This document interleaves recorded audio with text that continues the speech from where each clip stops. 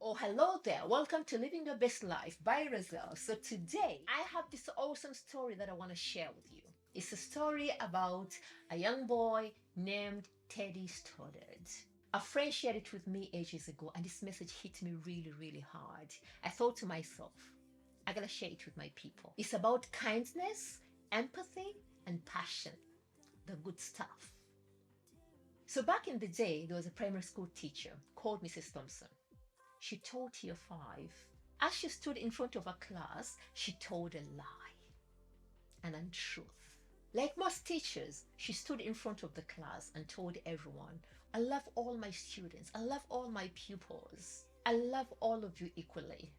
However, that was impossible because in the front row seat there was a little boy sat down and slumped into his seat. His name was Teddy Stoddard. Mrs. Thompson had watched Teddy the year before and noticed that he wasn't playing well with the other children. He had messy clothes, he hadn't had a shower, and to be honest, Teddy was a bit of a mess.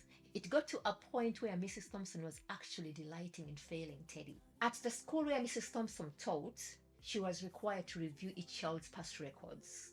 Because of her dislike to Teddy, she put off Teddy's last. When she finally reviewed his file, she was in for a big surprise.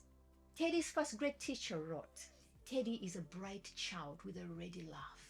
He does his work neatly and has great manners. He's a joy to be around.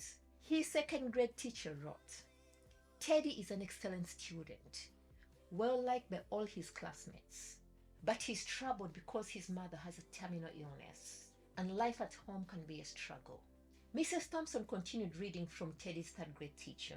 She wrote, the death of Teddy's mother has been really hard on him. He tries to do his best, but his father doesn't show much interest. And his home life will be affected if no one intervenes. Teddy's fourth grade teacher wrote, Teddy is withdrawn and doesn't show much interest in school. He doesn't have many friends and sometimes he sleeps in class.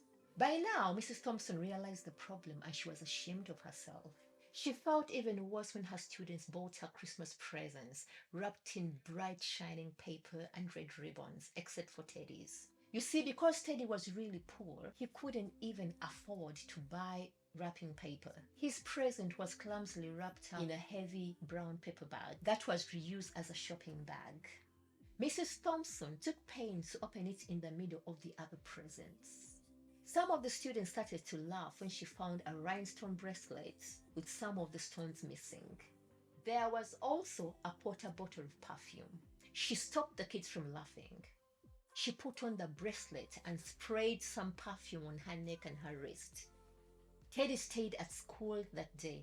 He waited for Mrs. Thompson by the classroom long enough to go to Mrs. Thompson and say, Mrs. Thompson, today you smell just like my mother used to smell.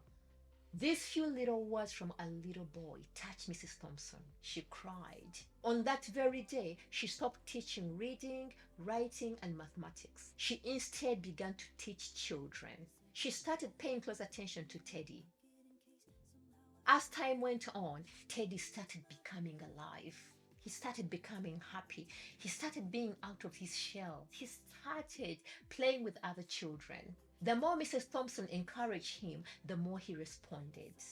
By the end of the year, Teddy had become one of the smartest kids in class. Fast forward, a year later, Mrs. Thompson found a note under her door. This was from Teddy. It said that she was the best teacher in his whole life.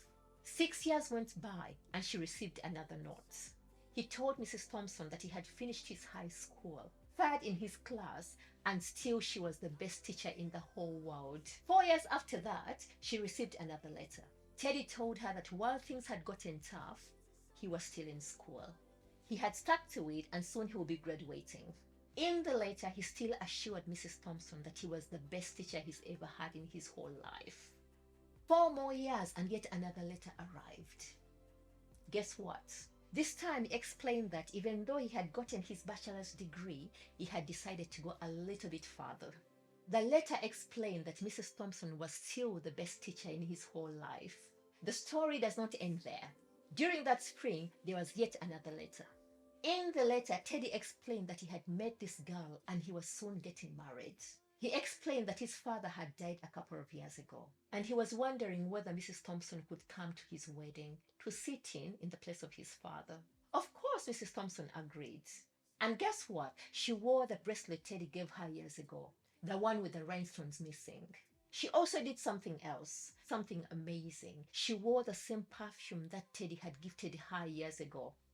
On that very day, they hugged, and Teddy said, "Thank you so much for believing in me. Thank you so much for making me feel important and showing me that I could make a difference." Mrs. Thompson, with tears in her eyes, whispered back. She told him, "Teddy, listen, you got it all wrong.